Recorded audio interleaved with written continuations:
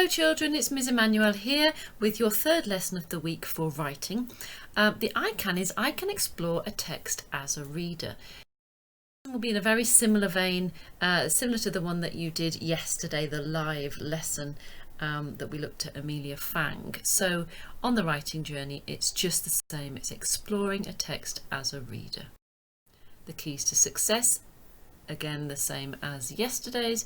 I can match a word with its definition. I can identify features of a character's appearance from a text. I can identify a character's personality traits from a text. So again, we're looking at the external or outside appearance, the way someone looks, and the internal personality and feelings that a person has inside. And you will be inferring meaning from a text. That's following the clues and reading between the lines. And here we have with the vocab lab, just as we've done before. If I read the words out on the left hand side in red and you repeat them after me. Gazing, snoozing, turret, grizzling, nectar, marvellously, civilized, ashamed, astronomer. Right, let's have a look at those definitions, the meaning of those words. So we've got feel bad about something you've done, something or someone who is well developed, tower, wonderfully, a short light sleep, an expert who studies space, sugary fluid in plants, crying in a worried way, and took a long time. Pause the video, see if you can match up the word and its meaning, and then switch it back on when you're ready. How have you got on? Right, as always, I would start with the ones that are perhaps the most straightforward, the simplest to you, and then we'll work out the tricky ones at the end. So snoozing is a short light sleep. A turret is a tower, often on a building, isn't it? Nectar, I know that one. That's sugary fluids in plants. Marvellously is another way of saying wonderfully. Ashamed. Oh, here we go. To feel bad about something you have done. Gazing, here we go at the top. Looking for a long time at something. An astronomer is an expert who studies space. And civilized, something or someone who is well developed. A civilized person or a civilized society is one where they have developed and evolved to quite a sophisticated level. And then the last one we've got there, grizzling, crying in a worried way, the kind of thing a baby might do. How did you get on? I'm sure you did very well with that. Just as we did yesterday, we're going to look at doing a role on the wall. We're going to look at a second character today, a character called Isadora Moon. So we're going to have a look at her, and you're going to work on the appearance, how she looks on the outside, and her personality and perhaps her feelings, how she is on the inside, and fill them in as you go along. You could draw yourself a very quick outline of a body and fill that in. Here we go. Isadora Moon goes to school.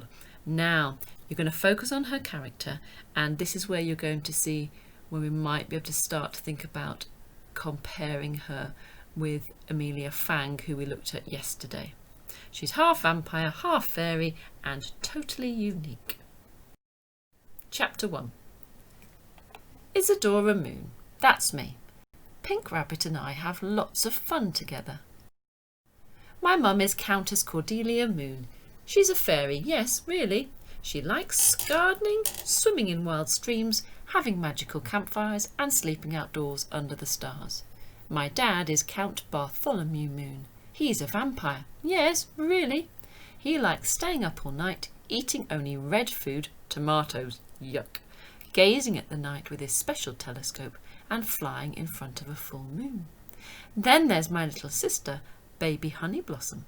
She's half fairy, half vampire, just like me. She likes snoozing, gurgling, and drinking pink milk. Pink Rabbit and I do everything together. He was my favourite stuffed toy, so Mum magicked him alive. Oh, we could say something there, couldn't we, about Isadora Moon? She has a pet rabbit who she loves. Could talk about that. She cares for him and loves him. You might want to just look at the picture of Isadora Moon and maybe think about her appearance based on that.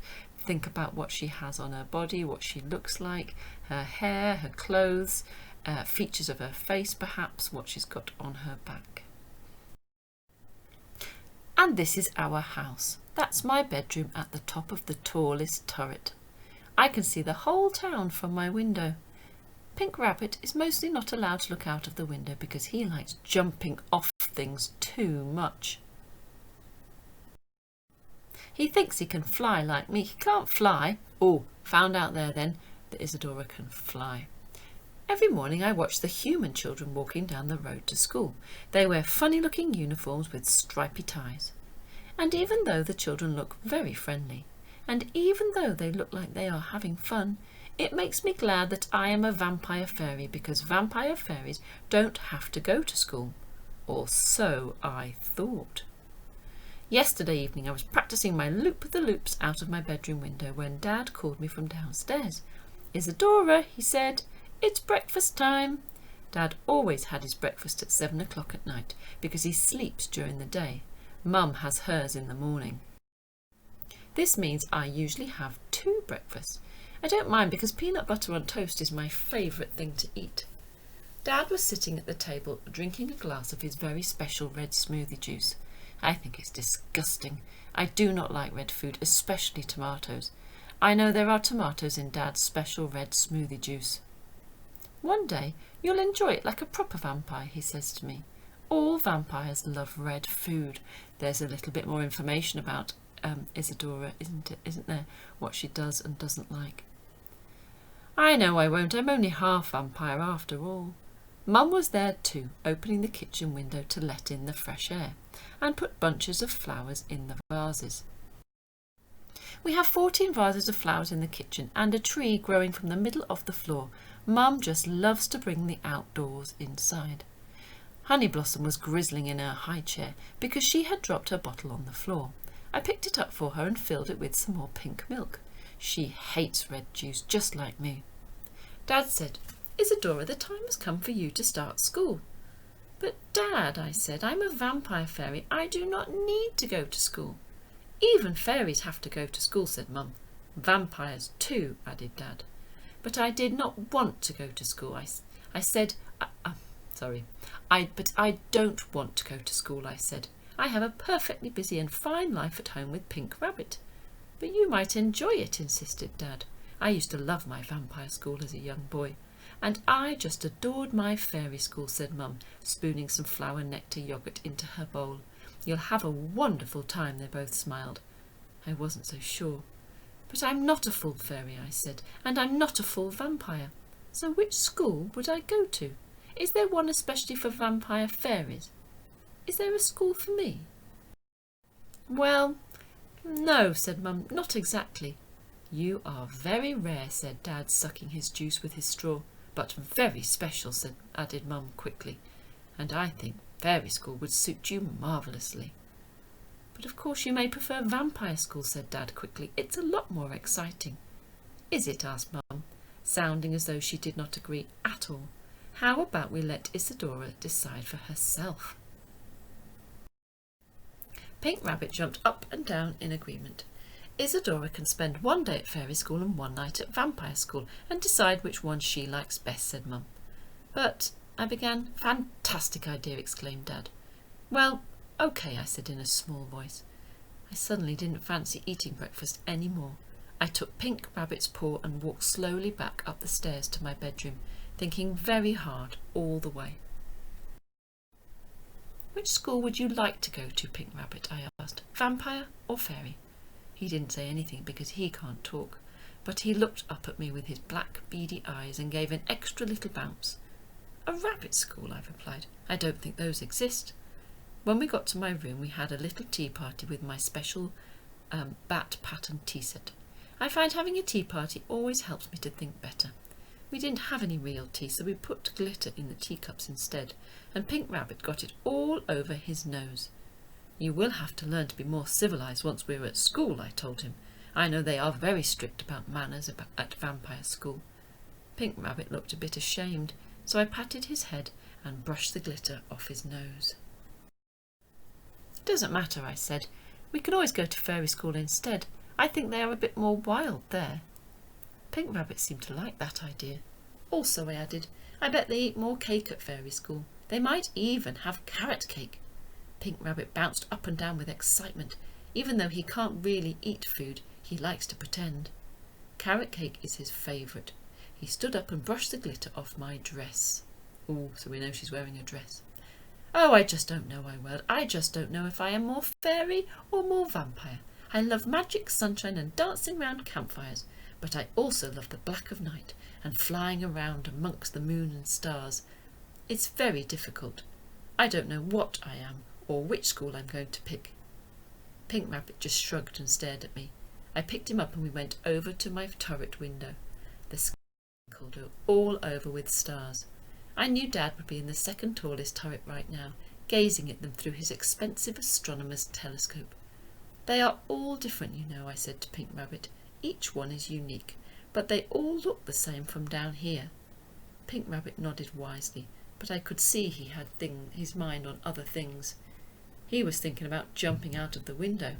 I took his pink squishy paw and we jumped onto the windowsill. Come on, I said.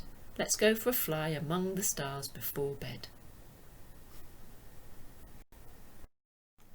Have a think about what more you can add to the role on the wall. If you would like to go back and have another look at the text, I have put the PowerPoint onto the Google Drive so you can go slowly through it, reading at your own leisure in your own time if you want to do that. Or maybe you can just do it from memory now. Thank you very much for listening and following and joining in with the work. Please do send your completed work by email to year3@brindleyacademy.com. Anything you send from yet today or yesterday's work, as ever, I would be delighted to see it. So well done, and I will be in touch again soon.